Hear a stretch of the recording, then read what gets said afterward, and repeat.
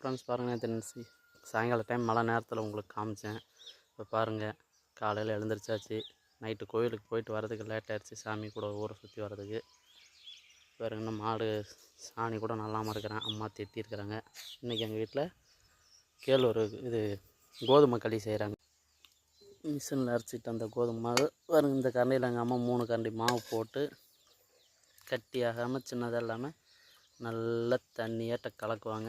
அதுக்கு முன்னாடியே பாருங்கள், சாதம் எப்பவும் போல் செய்கிற மாதிரி. இதெல்லாம் கிராமத்தில் தான் தாப்பக்குச்சி இருக்கும்,